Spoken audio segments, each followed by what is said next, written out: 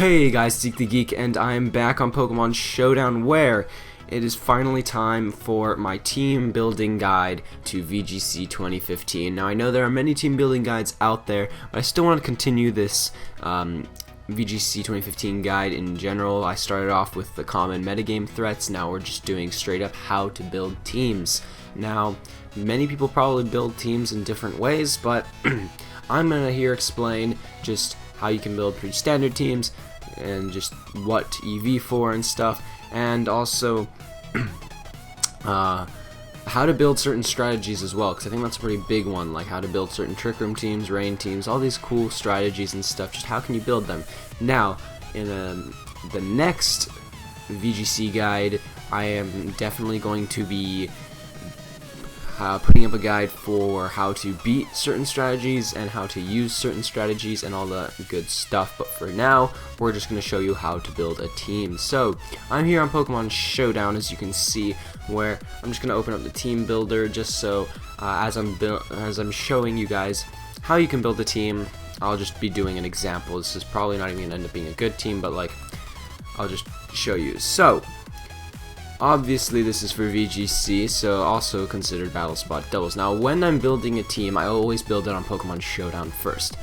This is just because on Showdown I can test the team, I can quickly change things, and then once I finally decide that I've built the perfect team that I like, I then go on to breed them in game and then use them on battle spot doubles. Although I haven't really done that with many teams, just because one, breeding takes too long, and two, because none of my teams are really perfected. I mean, I'm constantly changing them. I mean, there's new things that I like to do with them, so it never really ends. But obviously you gotta decide what is your strategy on Pokemon, on VGC 2015. What are you planning on doing? So you gotta first think about what are some Pokemon that can do whatever you want to do. So if you want to do a Trick Room team, obviously you're going to want a Trick Room setter and a hard hitter in Trick Room. If you want a rain team, you're going to want a rain center. It's obviously going to be Politoed. If you want a hail team, you're going to need a hail setter. If you want a sand team, you're going to need a sand setter. And then you need Pokemon that abuse that strategy. And then you need Pokemon that can just counters to the strategy. But we'll get into that later. If Pokemon Showdown would like to load here, thank you very much. Now, obviously, you're allowed to use any Pokemon except for legendaries and event special Pokemon. So that gives you quite a lot of options, which is very nice. Another thing that I want to say before we get into this video, just in case you're maybe building a team alongside me as I explain how you can build teams, definitely check out Team Magma Team Builder or something like that. Magma Team Builder, it's something, I think it's called that. Anyways, that is very useful for just seeing to make sure you don't have any glaring weaknesses or just you aren't overkilling a certain type, because you don't want to do that. You want to be nice and even, just not too many weaknesses that aren't covered and stuff. It's definitely very useful to just see that, so definitely go check that site out.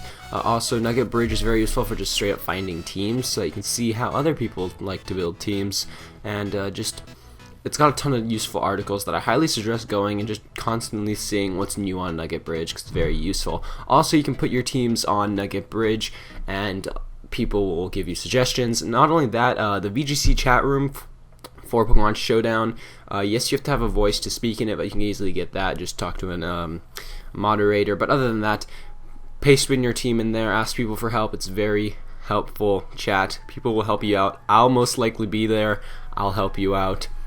But other than that, let's go into how to make a team now. So what obviously do you want to do? It's going to all come down to that, because that's what you're going to have to build your team off of. Now, when I normally build a team, I first decide what strategy or what Pokemon do I want to build around. Because either I'm going to place pretty standardly, where I'm not going to be setting up like a Trick Room or any weather or anything like that, and I'm just going off of either my base speed is going to be able to outspeed them and I'm going to hit them harder than they can hit me, or I'm going to make sure I have the type advantage by switching out the right ways and stuff, and I'm not going to have any of these weird strategies like Perish Trap or something interesting like that, but I'm just going to play standardly, okay? But obviously standardly is always different. So you gotta realize what you want to do there. So if I do decide I'm just gonna play standardly, I choose a Pokemon I want to use and build my team around, or maybe 2 or 3, because cores are really nice.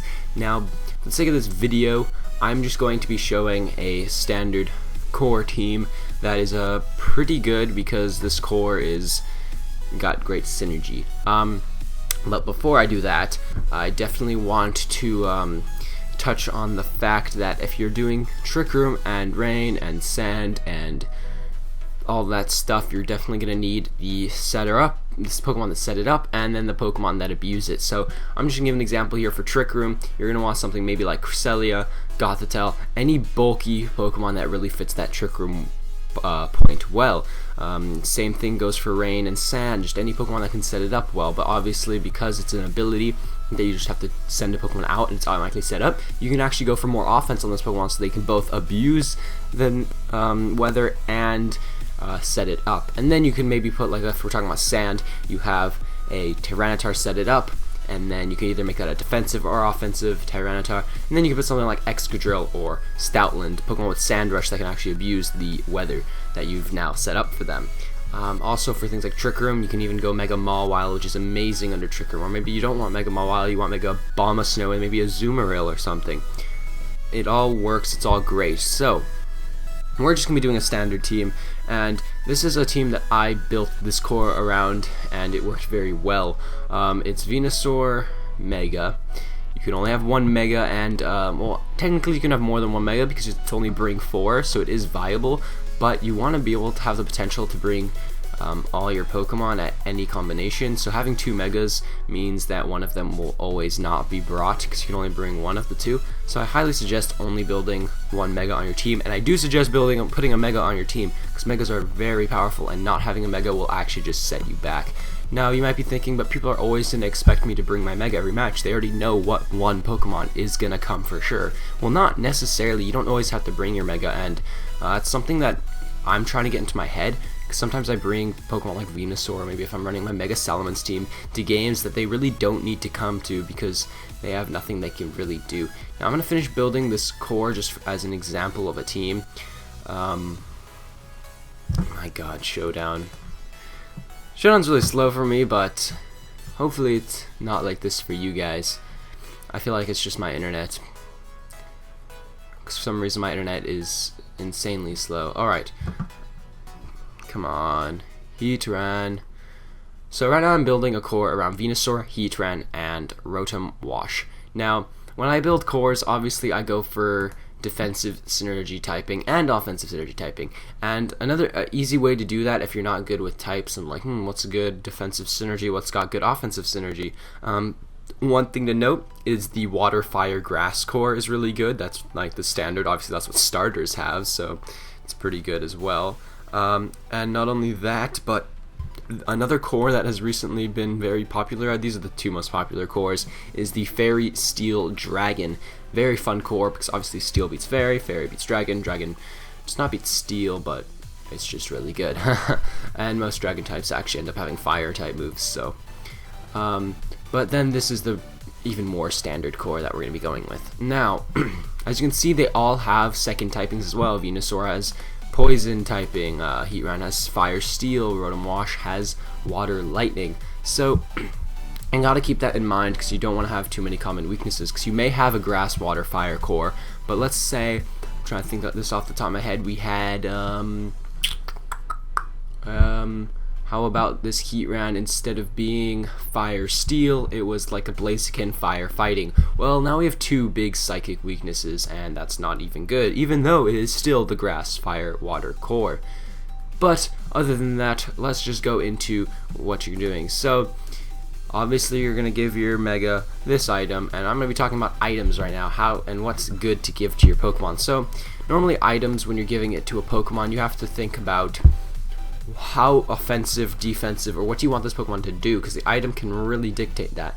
I mean, for Heatran, for example, it can be run so many different ways, as well as Rotom Wash. This is why I really like those 2. They're a good core together, and they are just really solid. You can run them offensively or defensively, however you want, because I mean, look at their stats. They're both offensively and defensive stats. So Heatran, obviously, good items for it are things like leftovers, or maybe Chopelberry, Shukaberry. Those items are very good for it because it allows it to survive longer, even against super effective attacks with that Chopelberry and Shukaberry. Or you can make it more offensive, and instead of having one of those 3 moves that make it last longer, you can obviously invest fully in speed and special attack, allowing it to be very offensive. Give it a life orb or something like that, and let it hit really hard. Or if you want it to hit very hard, but still live hits, you can give it the Shuka or Chopelberry and invest very hard into its attack stats. So you gotta just realize, what are you weak to, what do you want this thing to do, and then you can decide like that. So obviously I don't really have a fighting or ground weakness, but in case later on I decide we do, maybe I'll put on the Shuka or Chopelberry. But for now, maybe a Life Orb would be good, because I don't want to put Life Orb on either of these, because obviously Venusaur is Mega, but you get the point there. So then we can move on to Rotom Wash, which also just has multiple ways it can be run. It can be very offensive, it can be very defensive, and you just gotta decide how you want to do it. Now, I'm just showing this off of this core, but you might have a different core than me, and that's good. Don't copy other people, and just go with what you want, because it can really help. Just, it's your team, you know how it works, and that's the whole point. So how would you want to run a Rotom Wash? Now, yes, the most common item is Citrus Berry. Make it slightly defensive, and it works very well, but you can surprise people and actually run offensive Rotom Wash. Scarf or Specs on Rotom Wash is actually pretty decent. I've tried it before, and I kind of like it. It's really interesting. It surprises people. It's cool. So, and then you can have things like Thunderbolt, Volt Switch, Hydro Pump, and whatever else this thing gets. And it's just a lot of fun, because as you can see from its stats, it's got really nice defense, special attack, and special defense, so you can honestly run it however which way you want.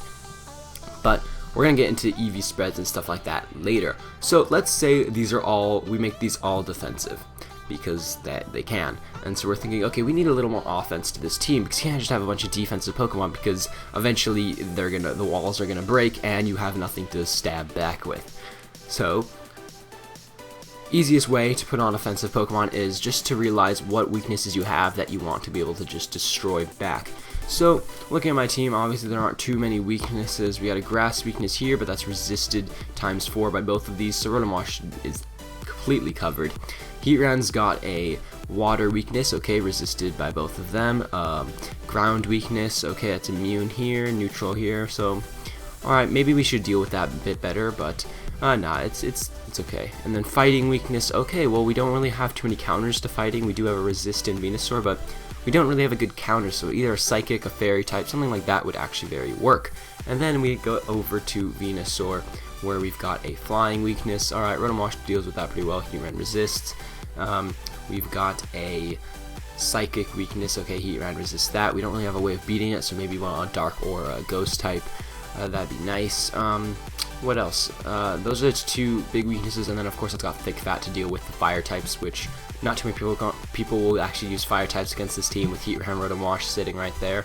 And then an Ice weakness, which Heatran, Rotom Wash also resists. So that's why this is just a really good core. Just look at your type synergy there, and I was looking at defensive synergy there mostly, because obviously, as you can see, we can't really beat all those types too well back, but we definitely can deal with them defensively, and that's what's good in a defensive core here. Maybe you have an offensive core and you don't even care about covering your weaknesses, but rather being able to hit those weaknesses back really hard.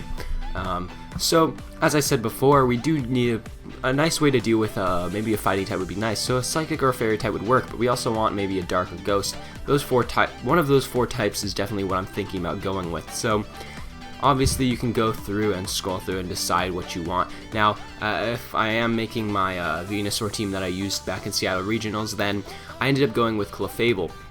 Now you might be thinking, but you just said you wanted offense to this team, and I did. But the reason why I didn't end up going with that much offense is because I made my Heatran a bit more offensive. My Rotom Wash was pretty neutral, and Venusaur was pretty neutral. They all can hit decently hard, and with Clefable support, they can go from these defensive mons to defensive mons with offensive potential because of things like Helping Hand, and then Follow Me allows them to just stay alive even longer. And then as defensive as Clefable may even seem, it can actually hit hard if it hits on the super effective side. So you gotta realize those things, and it's not like it's not that offensive either. So it was definitely a viable option. But maybe you're thinking, no, I don't want that support because you don't care about support. Although support comes a long way. Now when I'm talking about support, I mean speed control, redirection, status inflicting things. All of that is very good. I think you should always have some forms of those, because right now maybe we put like Will-O-Wisp, Thunderwave on Rotom Wash. Maybe Venusaur might have Sleep Powder, although that's kind of risky. I wouldn't suggest that. So maybe just Leech Seed, but that's not that great of support. So at this point we don't really have too much support, so maybe Clefable would have been good. But maybe you don't really care about the support. Maybe you'll think about that later. So why don't we go for something else? How about a nice and offensive Sylveon. Sylveon's very good, and it was probably my second option after Clefable for this team, so why don't we just try Sylveon. Now obviously Sylveon is got very nice special attack and special defense, but rather than just making a specialty defensive wall like you might think would be really good, you just want this thing to take specially defensive hits with its natural bulk, and then otherwise you want to smack really hard with that Hyper Voice Pixelite ability, or just whatever your offensive fairy or psychic type Pokemon that you ended up choosing to put on here, or just whatever offensive Pokemon you chose. One thing that I definitely like to look into when I go with offensive Pokemon such as Sylveon or any just offensive like Heatran or maybe Terrakion or something like that is they all have natural bulk, which I think is very important, because you'll send it out and it will be able to hold its own. It doesn't need too much support, and it can actually stay alive, which is very nice, and you don't always have to switch it out the second a threat comes out, and you can normally always get off a hit with it, which is really big because they hit very hard, yet they can still live hits, which is awesome. Things like Aegislash as well, that thing hits super hard and can live hits, so that's what I definitely think is very important when you're going with an offensive Pokemon, because not only are you dishing out damage, but you're also kind of a defensive threat at the same time. I mean, resisted hits will do nothing to you, and for Sylveon's sake, any specially offensive hits will really not hurt this thing too much. And then, of course, you choose its offensive moveset, so maybe you're thinking like, oh, I'm going to run a Hyper Voice, okay, because that hits hard, and then looking at your weaknesses, you don't have any of that Psychic, so let's go with Psych Shock as well, just in case we can't Hyper Voice. Now let's try covering its own weaknesses. We don't have any Ground, so let's go with Hidden Power Ground, just because we need a way of covering that. Things like Shadow Ball look good, because again, we wanted some Ghost types as well to be other Psychic types. So already, this thing is actually covering quite a few of the weaknesses, which is interesting, even though it's only a Fairy type. So it's definitely something you have to realize when you're thinking about that. Alright, sorry, birds were just freaking out outside my window. Oh my god, I should probably close that, but I'm not going to. I'm going to continue the video. So, yeah, that's just something that I highly suggest in offensive Pokemon, is not just that they hit with their stab very hard, but that they can hit with other coverage moves still very hard, and provide a nice natural bulk where they don't have to have too much support. So obviously here I'm choosing Sylveon over the Clefable, which I mentioned earlier, because I don't really want Clefable's support, because maybe I've used Clefable on so many teams, which I have, so I felt like changing it up. So I went with Sylveon, which is more offensive. Well, now what? Well, I'm definitely thinking speed control is nice, because looking at this team, Sylveon, Rotom Wash, Heatran, and Venusaur all hit that odd middle speed where they're not quite the slowest things every time, but they're not the fastest either. But with nice speed control, they will become the fastest. So there are many ways to provide speed control, which I highly suggest, and that can be in the form of Icy Wind, Thunder Wave, or Glare, or just Icy, yeah, and maybe Tailwind, or Trick Room. Obviously, we're not going to be doing on this team because it's not a Trick Room team, but always a possibility. If you're running the Trick Room team, that is automatically your form of speed control. You don't have to worry about this. So if you're deciding to make a Trick Room team, this doesn't really apply to you because you want them to be fast and you want you to be slow. But if you're not a Trick Room team and you hit that odd middle and you're like, I'm not quite outspeeding things, and maybe with something I will outspeed things. So how could we put speed control? So the first thing I like to look at is our typing. Obviously we have Rotom Wash that can learn T-Wave, so maybe I'll put T-Wave on Rotom Wash, but I don't think that's enough speed control. What else would be nice speed control on this team? Well, looking at our team, we don't have any flying types, which means we could easily put a flying type somewhere on here, and give it Tailwind. So that would be very interesting, so maybe we should try that.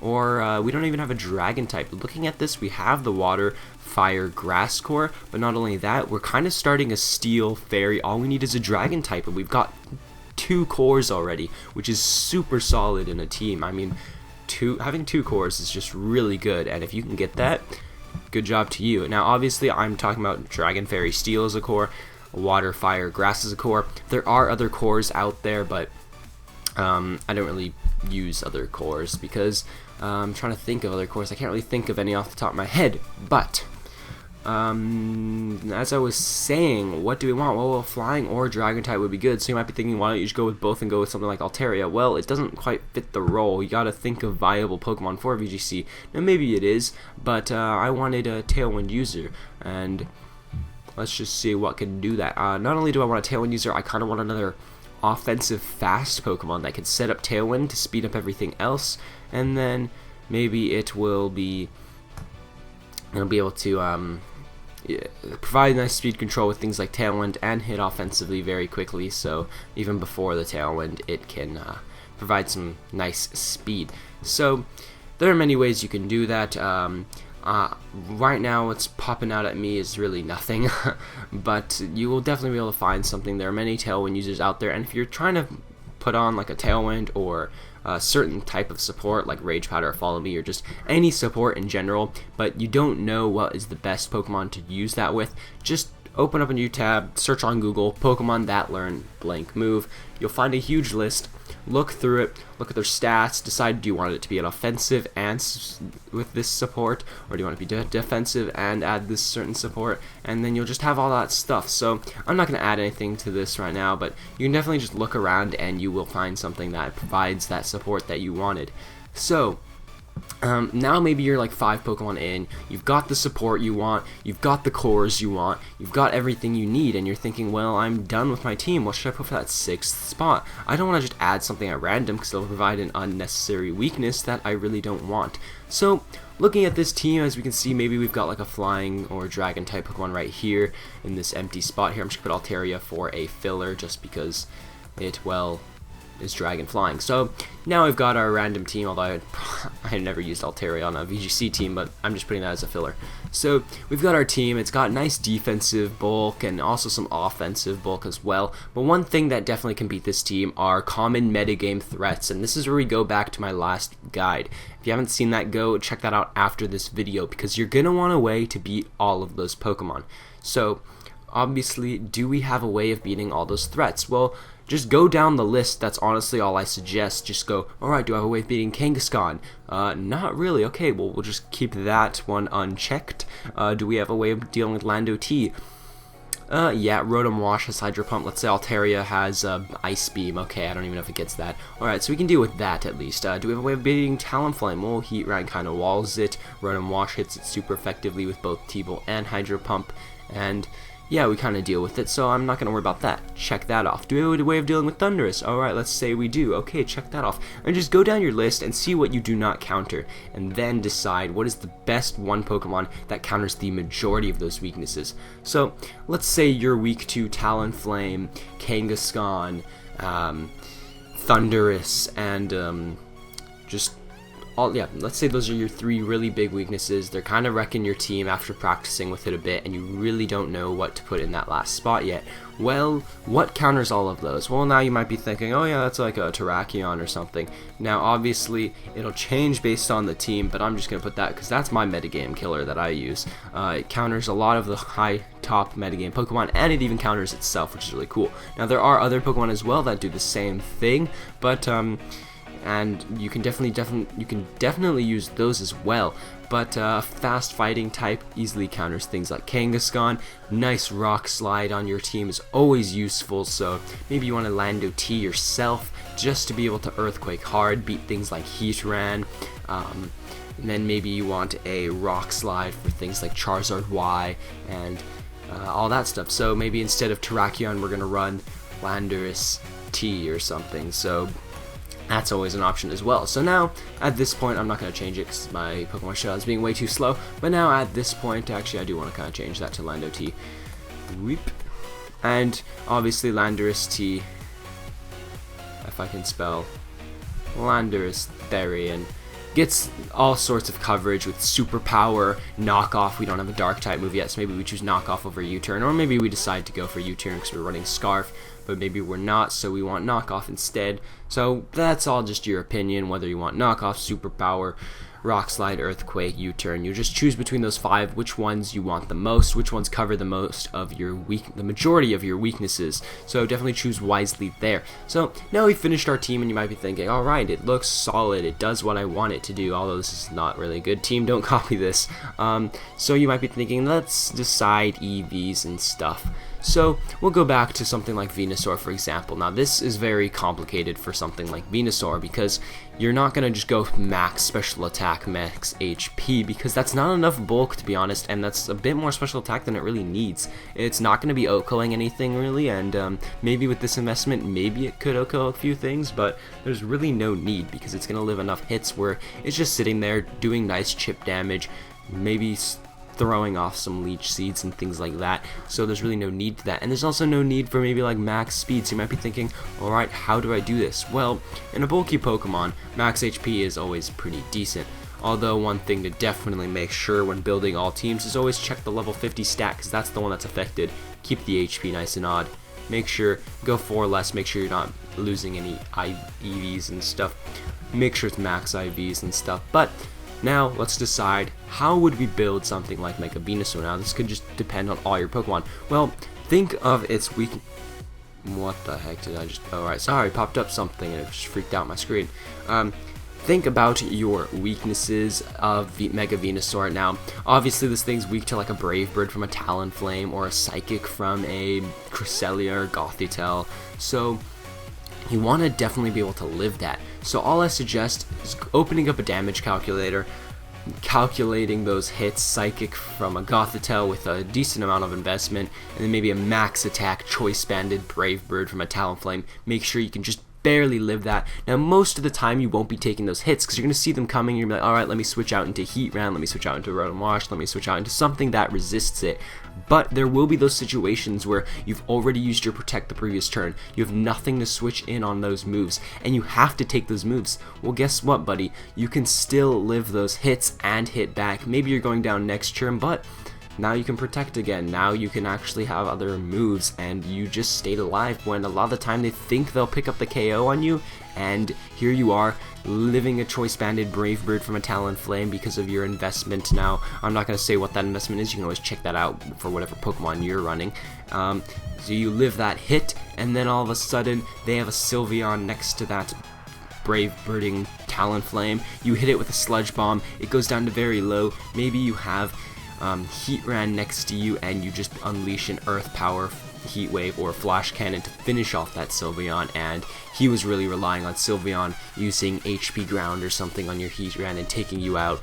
But guess what? Because your Venusaur lived, because it was able to hit one more time that turn, you just won the game. So definitely EV for things like that. Now, you don't have to end up just staying in on these things knowing you can live them, because obviously then you just lost your wall because you lost all your HP and the next turn it's pretty much going down. But there are situations where you got to stay in on them, and obviously you want that. And now these are just benchmarks of what you're going to live. Now with that investment, you're going to be taking 3 hit KOs from things that would have originally been 2 hit KOs, and that'll just allow you to live even longer, which is really nice. And that's just how I EV for defensive Pokemon, and that's like the same really goes for Rotom Wash. Now, Rotom Wash is interesting because you might be thinking, oh right, so what powerful Grass-type moves do I want to live? There's not too many offensive Grass-type Pokemon in the VGC format, so I guess I'm okay. There's no need for defensive investment. Well, actually there is. You know what else you get beat by? Sorry, Rotom Wash, you kind of get beat by Hydreigon. A Draco Meteor or Dark Pulse tends to be a 2-hit KO on an uninvested Rotom Wash, so even with the Citrus Berry. That's after Citrus Berry recovery normally. But you can invest the right way with the Citrus Berry recovery. Maybe you will be able to maybe take 3 or even 4 hits from things like that are hitting you neutral, but they're still hitting you really hard, so you got to be careful about that. So don't just check out your weaknesses, check out things that can hit hard. So things like Kangaskhan, Lando T, Hydreigon, you want to make sure you could take hits from them a few times with your defensive Pokemon. So that's how to EV for defensive Pokemon. Now we're going to move on to offensive Pokemon. So I'm going to just Show, Lando T, Sylveon, Heatran. Let's say those are offensive Pokemon. So you gotta decide now. If you're running Heat Wave, Earth Power, maybe Sub Protect or Flash Cannon Protect, whatever you want, then you would need to decide how are you going to, what are you going to want to outspeed with this thing? Because right now it's pretty slow with no investment, and you might be thinking, oh, so there's really no point of investing. But yes, there is, because with the max investment, and maybe you don't even need a timid nature, you just need a 252 in speed, you will be outspeeding all those other Heatrans out there that were thinking, oh, I don't need investment because I'm already slow and I don't need to outspeed anything. Well, you want to outspeed yourself. That's just something that's very useful, because normally Pokemon carry a move that can KO itself if it has a mirror match. So that's definitely important. To be able to outspeed yourself is huge. Now maybe if you're running something like Aegislash, it's different. You want to outslow yourself, so you want to have minimum investment, 0 IVs, negative speed nature, just because you want them to hit you first. They're in blade form, you hit them back and KO them, because now they're in blade form while you were in shield form. You took way less damage than them. So it's definitely something to think about. Just because you're a slow, hard-hitting Pokemon doesn't mean you need to go max HP, max special attack. Now if you go over to something like Sylveon, it has nothing for itself, so there's no reason to outspeed yourself. And not only that, but it's even slower than something like Heatran, and it's not going to be outspeeding most of the meta with a max speed. Let's go to level 50 again to just show you how slow this thing is. So obviously it's really slow. With a max investment, it is still really slow. 112 is not much. It's barely outspeeding Venusaur at this point, and that's just way too much investment. You're going to get destroyed by physical hits because you have no HP investment. Now that HP is looking solid up there, so maybe we just want to go max HP, max special attack. Now obviously keep this HP nice and odd, so put it down to like 244. You've got 12 left. Maybe we want to speed creep other Sylveons, so let's go the rest in speed. But you don't need to invest too much in speed because you're not going to be outspeeding other things. Maybe there are other slow Pokemon you want to outspeed, so let's say there's a base 87 speed Pokemon that it tends to reach, and it's something you want to KO. Now I can't think of anything like that off the top of my head, so then you're like, alright, let me just try to hit 88. Alright, I hit 88, and now we put the rest in special attack. We're still hitting hard, we're still living hits, and now we're speed creeping certain things, so definitely check that out. There's no need to just go max into speed. And then we can get over to something like Lando T, which maybe you're running a Choice Scarf, so you just want to outspeed other Choice Scarfers, so you might want to go 252 Jolly, or maybe you're like, I don't really care about other Choice Scarfers because they can't really hit me and I'm not scared of them, so I'm going to go 252 speed, 252 attack, and maybe just make myself Adamant, for example. Well, that's solid as well, but are you running that Choice Scarf? Maybe you're running a Yachi Berry or something like that, so you don't actually need all this investment because, well, now, quite frankly, without the Choice Scarf Lando T, you're not that fast, so you just want a benchmark that outspeeds certain threats. So maybe it's like this or something, I don't know, this is just a random example. And then you're outspeeding something that's at 248 speed and you're at 249 speed, so you're like, alright, I'm outspeeding that's all I want, I don't care about things that are faster than me at this point.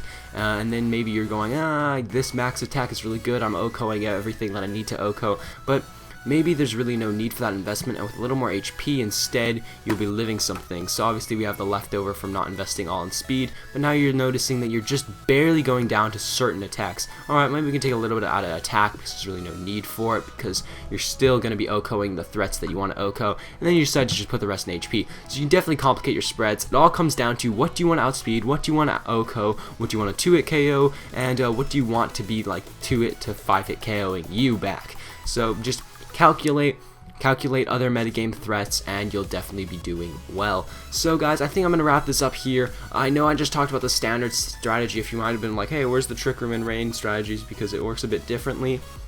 I think I'll just go over that in my strategy guide when I talk about how to beat them, how to use them, how to build them. That's going to be the goal. So other than that, please leave a like on the video if you guys enjoyed, and if this was helpful, then definitely tell me down in the comments section below. If there's any other questions you have, just ask down there. I will answer them right away. That is my goal, and I hope this was helpful. Please tell me if it was, and what else you want to see. Obviously, I'm going to be talking about strategies in VGC next, but other than that, tell me what else you'd like to see, and also what else you'd like to see on my channel, because as I am definitely going to be continuing some live VGCs, but other than that, I might actually start doing a little bit of singles, maybe like once a week or something, just because it's going to help my predicting skills for sure, and it's something that I just want to play a little bit, because singles seems pretty fun. I did singles before VGC, so I mean, I kind of know what I'm doing. But other than that, guys, I gotta go. Subscribe, because I'll continue to post daily, and goodbye.